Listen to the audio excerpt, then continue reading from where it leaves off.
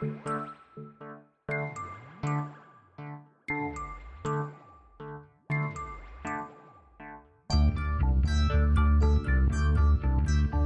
is Continuum Drag, a podcast where we watch sci-fi, fantasy, and everything in between. This week, RoboCop, episode 22. So Murphy, this data you put together on Millardo really makes a lot of sense. If you follow the links far enough, every one of the 8 crimes that he has managed to predict was perpetrated by someone connected to Putface Morgan. Or Chip Chicken. Ah, where's he at these days? He walked away from a work release program 4 months ago. Uh-huh. Remember what the chairman said about someone speculating on OCP stock? Chicken's specialty. Welcome to Continuum Drag, the podcast leaving old Detroit and never looking back. I'm Luke, here with my co-host Jordan. What's real, Jordan? Too bad this show didn't have a bomb deflector, am I right? Because it's a bomb. All right, that's pretty good. I like it. Yeah, thanks. I thought of that last night and I thought, well, that's clever. Got it. Nailed it. Nailed it. Well, listener, as you may know from listening to the last episode about RoboCop, we took the escape pod, and now we're back to watch the final episode of RoboCop, number 22. But before we get into it, we only have really watched 7 of these episodes, which is fine. I think that was probably ample. There may be 1 or 2 gems in there we missed, but I don't think it would be the sunk cost wouldn't be worth it. To lose our soul. But of those 15 unwatched episodes, I pulled 5 episode titles out, Jordan, and I'm gonna read them off to you. And as I do, I'd like you to see if you can imagine what an episode of RoboCop would have been that had this title, and we'll see if we can just kind of make some guesses. I do kind of have some answers, maybe as to what they might have been about, but just a little fun. What if? Sure.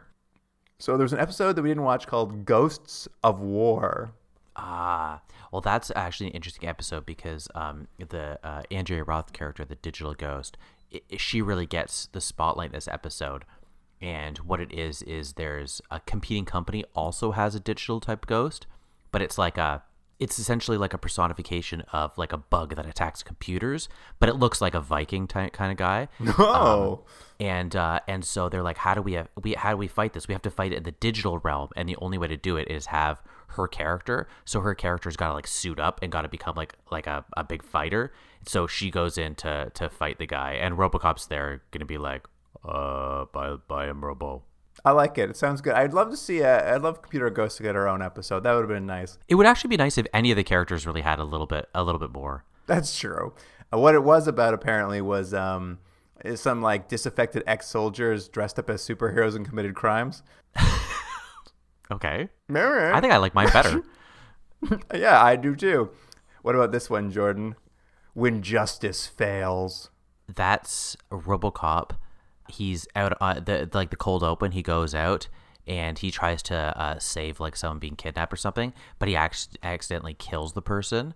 And then it's like it's all about him and his like his feelings of regret and like is he a really good cop and blah blah blah because he failed. Officer involved shooting with RoboCop. Yeah. Jordan, it's actually about RoboCop has to save some astronauts. That one's better than mine. What about the episode we didn't watch called The Tin Man? This is a Pudface episode because Pudface can't not be in this. He very much like what was it? It was the Kelly Gang, and wasn't it? And he puts on an armor suit to try to fight RoboCop. Sort of like he makes his own suit, a la Iron Man. Oh, but in the end, it's not very good because he doesn't have what's that feature RoboCop has that his feet they come out of his feet? Ram set. He doesn't have. He doesn't have ram set. So that's what ends up happening at the end. He uses ram set, so it's all over. Well, I actually have a pitch for the Tin Man myself. I think it's where RoboCop teams up with a really hairy guy and a really nervous guy. The lion and the scarecrow. Yeah, I got it. Pretty good. What is it actually, though? What it's actually about, Jordan, honestly sounds so insane. I'm kind of curious about it. But apparently, the ice cream truck drivers go to war with the catering truck drivers over apparently some sort of gambling syndicate that they're both running on the side, and they're going to get a gang war starts about it. Oh, and also Gadget, the small child, gets addicted to the lottery. Let me make one quick note. I don't remember the last time we saw Gadget. She's just not in the show at all. She's definitely not in this episode or what? No. But that's not a bad sounding episode. Maybe someone, if we do a episode of charity, that will be the one someone picks. No, maybe. What about this one, Jordan? Mother's Day. Oh, this is another kind of sad episode because RoboCop he's sitting in his car and he's thinking about his life back when he was Alex Murphy, and he realizes Mother's Day is coming up, and he's not with his wife and kid. So the first half's sad, but the second half is pretty zany. He dresses up like a woman. Mrs. Doubtfire style. A la Mrs. Doubtfire, and befriends his wife as a way to try to have a relationship with her. But at the end, she realizes it's RoboCop. Not till the end, though. Not to the end. Well, the wig falls off. He still wears the mask, by the way. I didn't go into all the details about this episode because it was a really long summary, but from my understanding of glancing at it, maybe Gadget's real mother comes back and wants to get her out of the police station, but also maybe it turns out she's just a Russian spy trying to get something. I don't know. I think my Mrs. Doubtfire episode's better. I mean, I was dying for a Mrs. Doubtfire episode. I thought we were going to get one, so. Let's say, though, RoboCop was dressing up undercover. Would you have him take off his mask and show his weird, hairless, smooth head, or would you have him keep the mask on?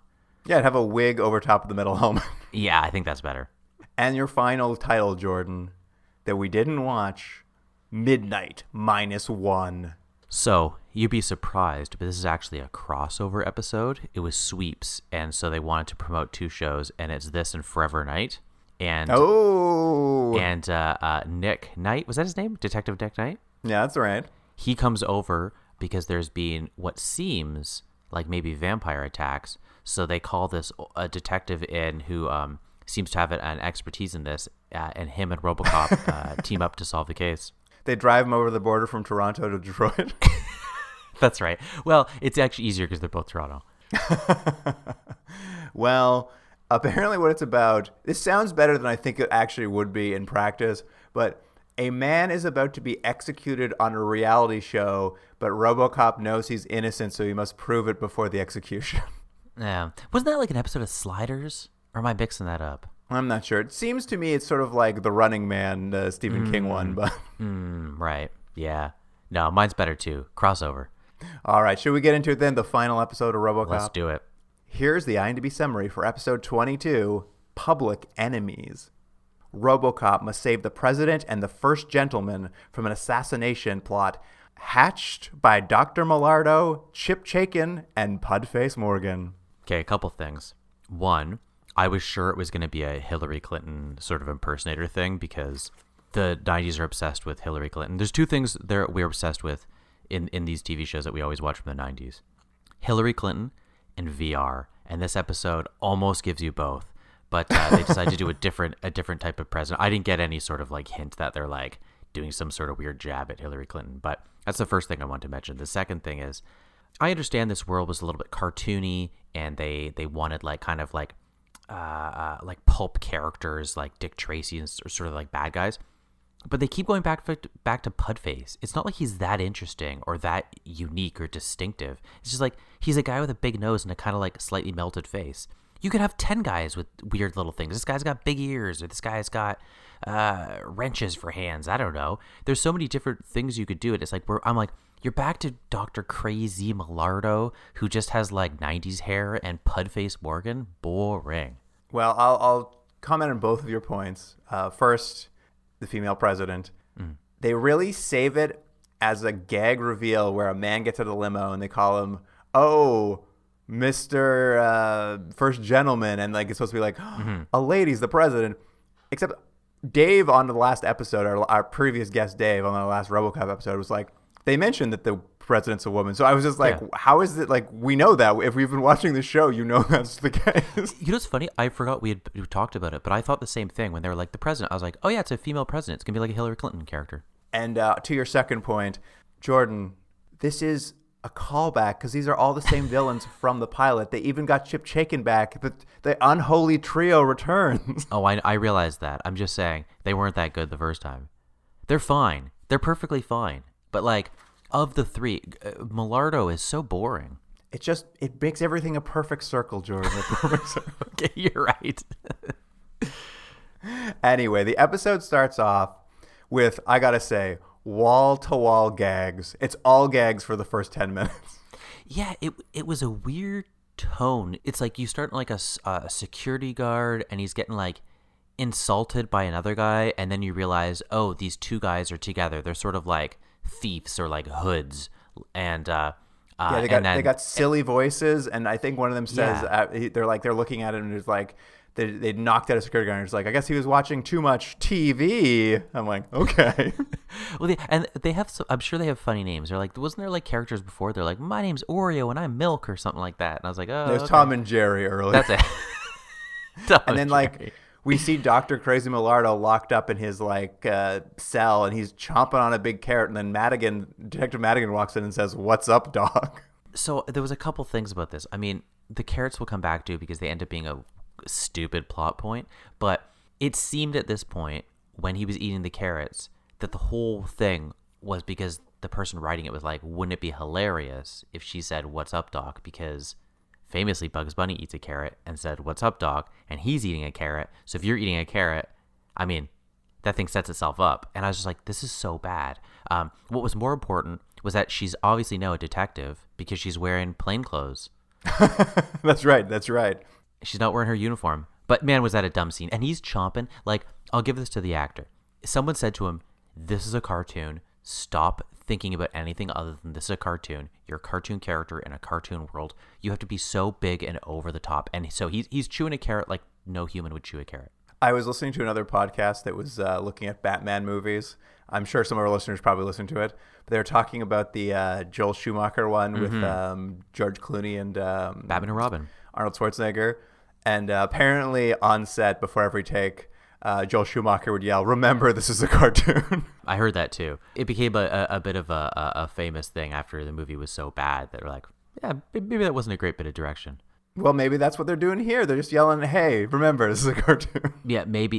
It's what it seems like. But the point of this scene is what we get is there's a sort of Clarice Starling, Hannibal Lecter. It's a real Hannibal Lecter thing going on. Yeah. So like he's giving information about a crime, and you get the sense very soon that he's been doing this with her several times, and so he's become this new informant. He's trying to prove that he's reformed. Here was my question for you. I didn't for a moment think that he wasn't doing something underhanded, let alone I don't know why the characters wouldn't think that. But I didn't realize till the very end that he was pretending he had like some sort of psychic ability. I just assumed he was just like ratting out his friends, and there was like to prove that he, had gone straight. No, I believe in this scene they ask him, and he's just like, "I just sense the vibes coming through TV of when a crime's gonna happen." They're like, okay, it's worked 7 times. Let's not question it. Yeah, that's what I mean. It's like I know this is like the level you're playing with is for children here, but it was like. I don't know if I buy that. Do anyone in any of the characters in this world buy that? Remember, it's a cartoon. Remember, it's a cartoon.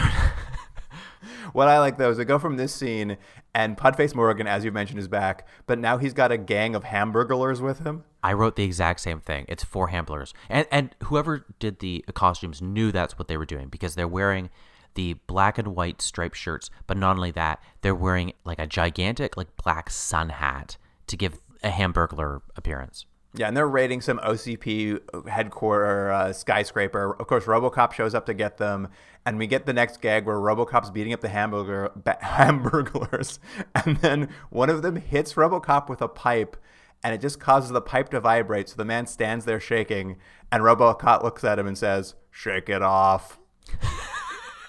Now, here's the thing. I actually think the show would be better if RoboCop was constantly making puns. Well, this opening is all like, this is like, imagine if this show were like nonstop Bugs Bunny cartoon, because then Pudface throws a grenade down, it explodes, blowing RoboCop back into a metal door, which leaves an imprint of RoboCop cartoon style like pressed into the door. Yeah, he's like Wile E. Coyote. And it was this weird thing where like they first show it, and then it's just weird to see in like a live action show because there's like all the sparks and the explosion and stuff, and I'm like, oh, there's a big dent. Oh wait, he's not going to be in the wall, and then it's like, that's what it is. They like, just thinking of the poor people working on this, they had to like figure out what material you could like press him into to like have him fit, and it's just like, oh, this is embarrassing for everyone. Of course, Pudface escapes in the opening, meets up with the evil executive from the pilot, Chip Chaikin, we mentioned earlier. Although last time we saw him, he was paralyzed. So somewhere between episode 1 and now, he's become unparalyzed. But he's back, and he and Pudface are in a car, and they do a gag, a classic villain gag, where they just start evil laughing in the car. And then their henchmen in the back don't join in, so they stop and give them like a side eye, like, "Hey, when are you going to join in this laugh?" And they all start laughing evilly. It was such a weird. It's like nonstop gags for like 10 minutes straight. They were like, "Hey, who do we have to direct this episode?" They're like, "Joe Dante." You know? Oh yeah. What's weird though is Joe Dante left after the first 10 minutes, and it goes back to a regular slow-moving RoboCop episode. I was just like, you should at least make the show nonstop gags. It would be way better if it was nonstop gags. I would agree. It doesn't make a lot of sense, and it's silly. However, this ends up being, and maybe you would disagree with me, I would argue the most boring episode of RoboCop at this point. Like it grinds to a halt, and then it's just waiting for characters to catch up to the most boring case ever.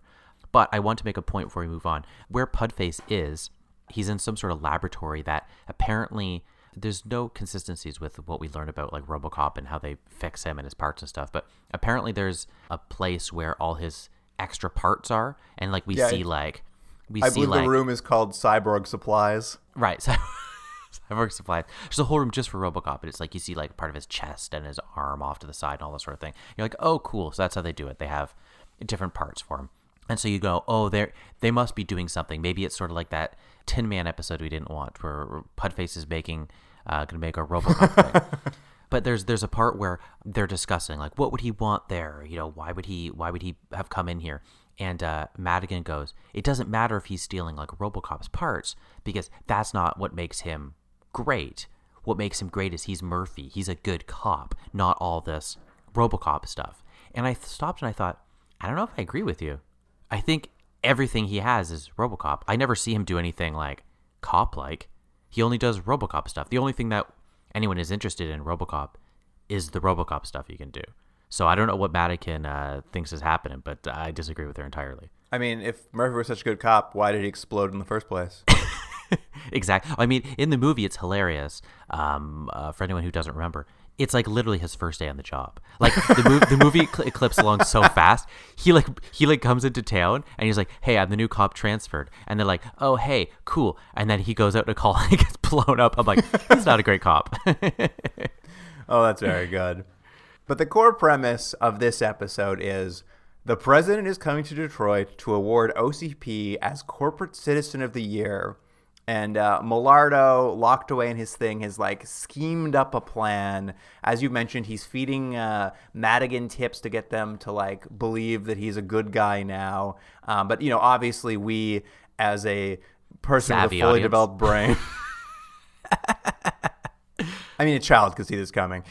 We're obviously sure he's colluding with Pudface and Chip Chaikin, and at some point we see how he's doing it, and they are able to tap into his TV feed and like live broadcast into it. I was like, all right, sure. It makes no sense, but sure, why not? Well, it's just because that's the thing. They thought of this, like, they were like, wouldn't it be cool if like he's working from the inside? Like, how do they do it? They're like, I don't know. They talked him through the TV. Done. It's like there's not a lot of effort given to jump around these little plot holes, right? So they're just like, you get through the TV. You're like, okay, sure. And their plan in this, and correct me if I'm wrong, Jordan, but I'm quite sure their plan appears to be they want to kill RoboCop via presidential assassination attempt. That's exactly it. They figured they should call this plan two birds with one stone. They basically I don't think they want to kill the president that badly. They mostly just want to kill RoboCop. The president is just like a side effect.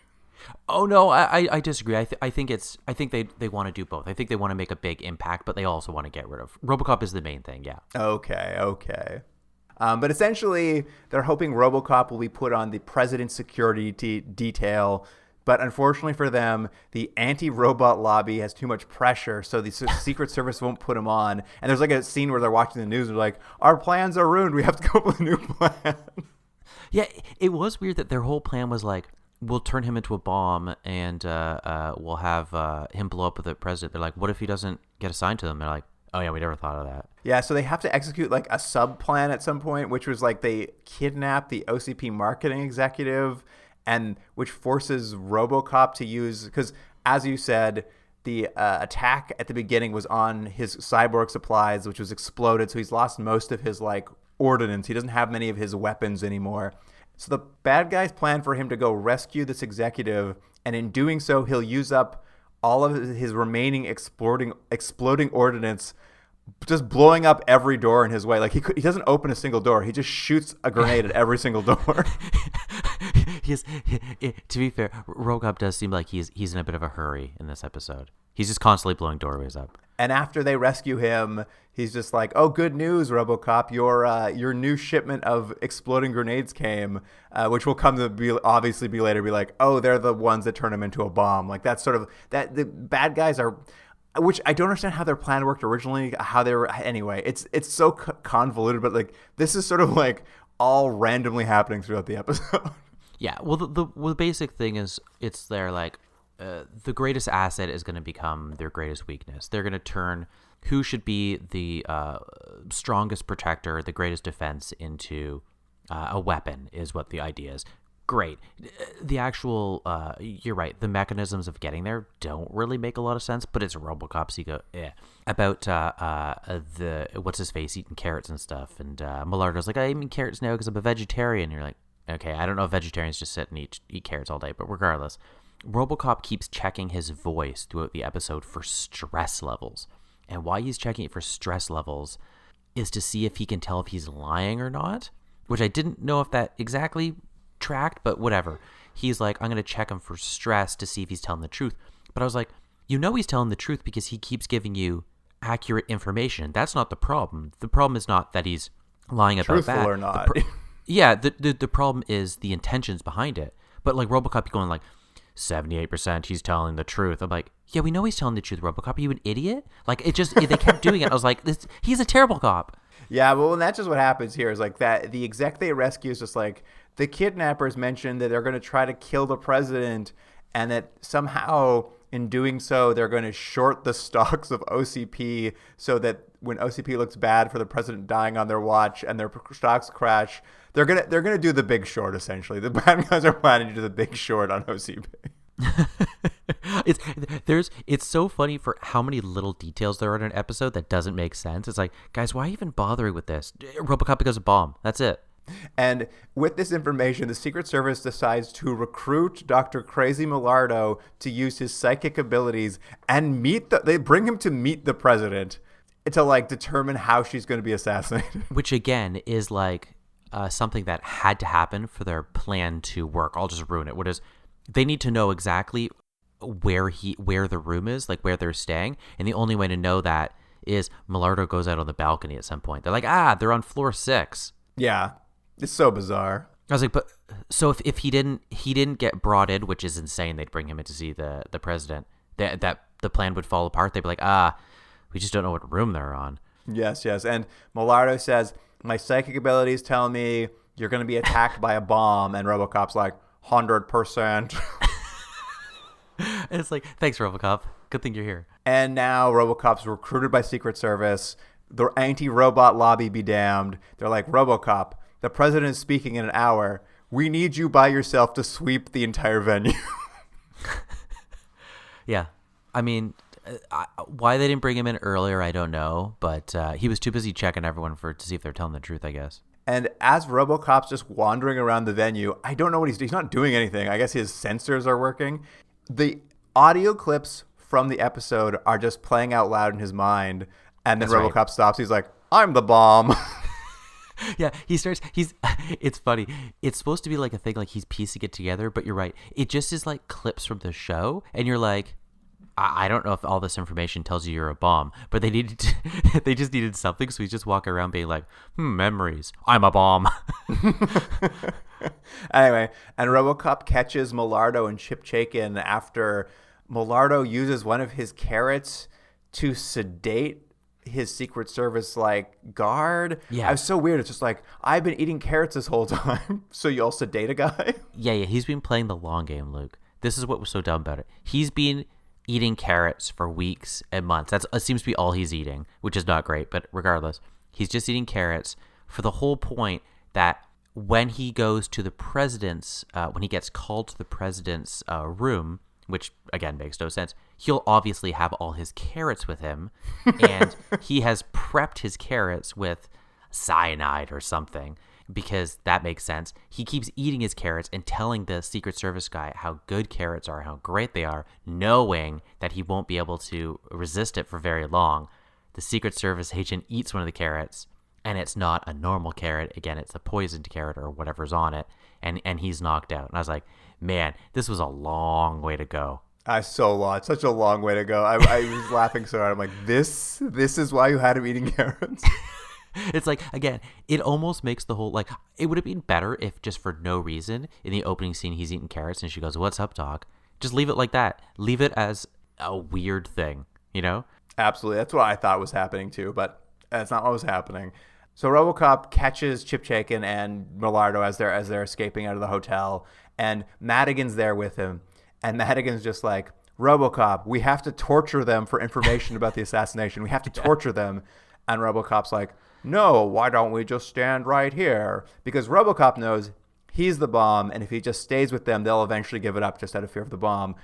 But Madigan's just like, "I can't believe you, RoboCop. You used to be cool. Why can't we torture them?" She basically does say that. Like, come on, man. You used to just rip people's arms off left, right, and center. We can't do that right now? Oh, come on. It'll be a gas. But of course, because they know he's the bomb and he knows he's the bomb, they immediately give up Pudface, who's sitting in a van outside with the remote detonator, waiting for the signal to blow up RoboCop and the president. Mm-hmm. And RoboCop walks out in the parking lot. Pudface sees him walking toward the van. And Pudface, he's got the remote detonator right there, but he's just like, "No, what goes on between me and RoboCop, it's a personal vengeance. It's like Batman and the Joker. I got to run him over. I need to do it with my own two hands / this van." And Pudface just drives the van at him. And what I love is RoboCop just like sidesteps the van very slowly, and then pushes it over as it drives by. Yeah, and it causes it to like kind of flip onto its side. It's so funny how not dramatic the scene looked. It was just like, it'd be like if a kid was coming to you in like a little like push cart and you just like push them over. You're like, "There you go, toddler." That's what it was like. Yeah, Pudface gets out. He's like, "Well, now I'm going to use the detonator."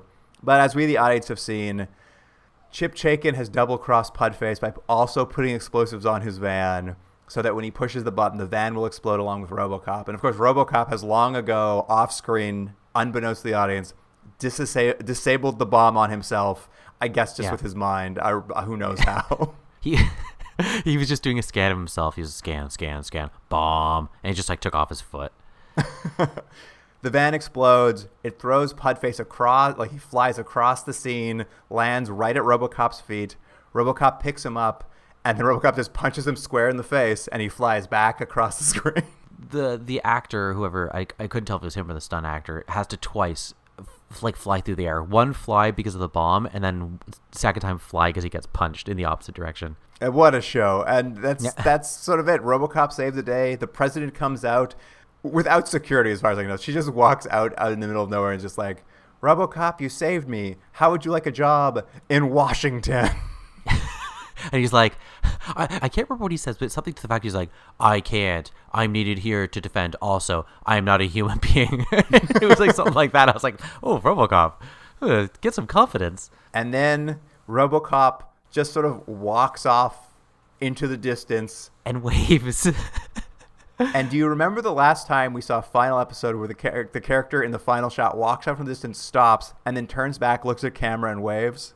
No. When did we see that? This is exactly what Swamp Thing did at the last episode of Swamp Thing. You're absolutely right. I forgot about that. I mean, it's the same show. It is the same show. It was so funny. I'm just like, this is exactly what happened at the end of Swamp Thing. But Luke, you're missing what I would argue is the only reason to watch this episode. And I looked it up after to see. I thought that this is what happened only at the finale. So it's the end of the episode, and you go, "Okay, RoboCop waves to the viewer, goes to black, pulls back up. It's a music video with RoboCop in it, and it's hilariously bad." And I just thought, did someone did they commission this just for the last episode? So I looked it up. No, halfway through the season, this became the closing closing credits and music. This was used all the time. And I was like, who are these people? And I looked it up. So it's Joe Walsh, who was in the Eagles, and Lita Ford, who was in the Runaways. They teamed up in their solo careers to write this song specifically for RoboCop. Jordan, I turned it off. I didn't see this music video.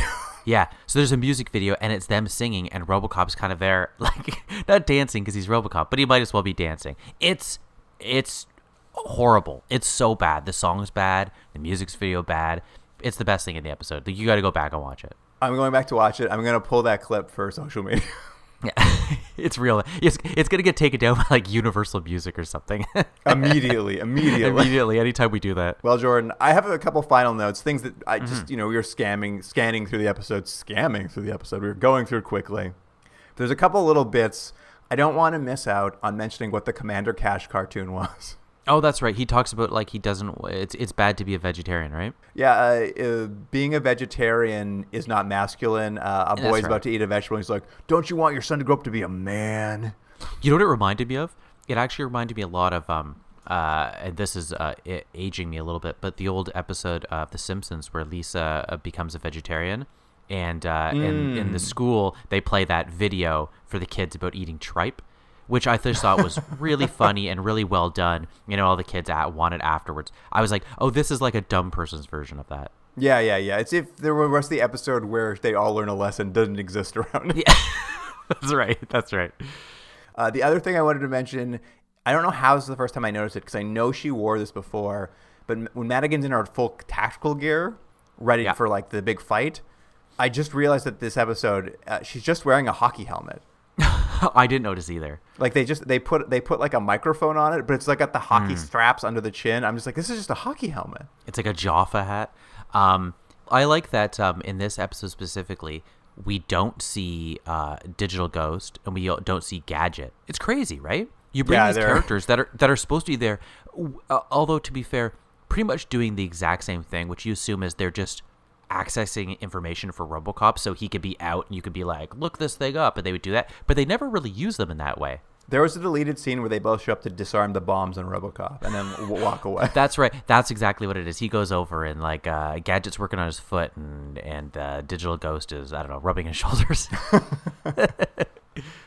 Here's the thing. I'm gonna give this episode 1 point for this. I think this is the one part of the episode, other than the gags off the top, which I thought the first 10 minutes of gags should have been the whole episode, but there's one moment late in the episode, because throughout the episode, as we know from RoboCop, there's lots of cutaways to newscasts, and we hear just like blabber going on, and the president's in town, and we have an episode where there's a female president, and there's one great little throwaway, which was a legitimately good satire, which I was shocked the show's able to do, but their news is on in the background, and the newscasters are talking about the speech the president's going to give, and the newscasters are like, I can't wait to see what she's wearing. What do you think she'll wear today? And like, that's all they'll talk about, which I was like, that is a pretty good piece of satire, because that like is legitimately a problem that like the newscasters are just going to obsess over what someone is wearing. And like to this day, that's still like a thing that will happen. I was like, that's a nice little piece of satire that I can't believe is in the middle of this episode. Yeah, this episode, I mean, as we're wrapping this up, is, I'm just going to say, like, it's really uneven and I'm surprised that this is the last episode. I don't know if it's the last episode they shot and someone just decided this was the last one, but it's such a weird one to end on, other than RoboCop waving goodbye to the audience, which almost felt tagged in. I don't know why you'd finish on this. Like, maybe it's just like they knew they were canceled. Who cares? Just like burn these rest of these episodes out. But like, this is by RoboCop standards, this is a weak episode. It doesn't get any bigger than saving the president, Jordan. I think it does. I think using Ram Stop or whatever and catching those people with an inflatable balloon in a boat, that's better. That's a better episode. Well, Jordan, what do you want to rate Public Enemies? I'm going to give the first half of the episode 1 point, and then I'm going to give the second half of the episode 1 point just for that music video. The music video gets 1 point, so a 2 out of 10. 2 out of 10. Here's the thing. It's bad. I think that opening 10 minutes is the best RoboCop has ever been. I was hoping they'd fix the show and just turn it into like a wall-to-wall cartoon. Yeah. And I did genuinely think it was like the wildest, wackiest thing they've ever done. I'm going to go 2 points for that. I'm going to give it 1 point because I like that one little bit of satire in it. I think I'm going to call it quits there. It's going to be a 3 because I didn't see the music video, so I can't give it a point for that. Yeah, fair enough. I mean, you're gonna kick yourself when you see that music video. You're like, why did I give this a 10? Joe I'm Walsh? excited. I'm excited to go watch it. All right, Jordan. I'm going to punch these numbers in the Continuum Drag computer so we can get our final rating for RoboCop.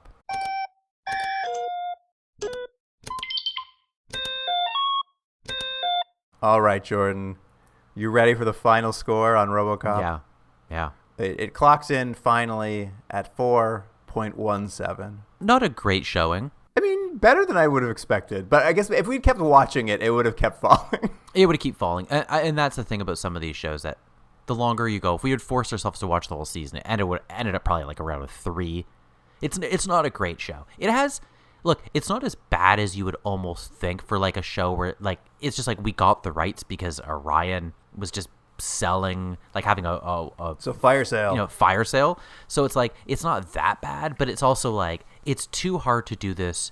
Like you were saying, any sort of satire is very hard to do when you're also trying to make things friendly for kids and also trying to make it family friendly and kind of silly. It's really hard, a higher wire act, and this show is not nuanced enough to do that. For sure. But that wraps it up for RoboCop for us. So if you want to email us with just say hi. Just say hi if you want. You can get us at continuumdrag@gmail.com and on Instagram, Twitter, and Facebook.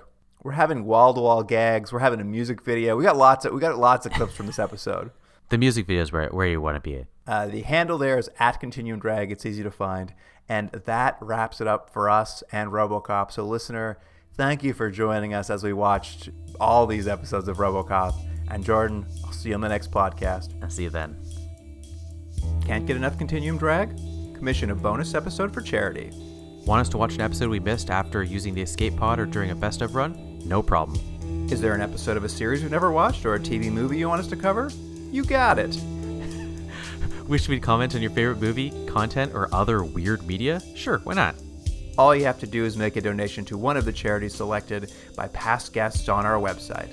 We suggest a donation of $50 per television hour of content we're watching, but everyone's means are different, so give what you can. Get all the details about bonus episodes for charity on our website, continuumdrag.podbean.com, or follow the links in our social media profiles.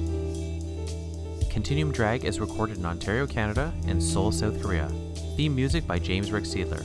Produced by Jordan Dullock and Luke Black. Special thanks to Aaron Hughes.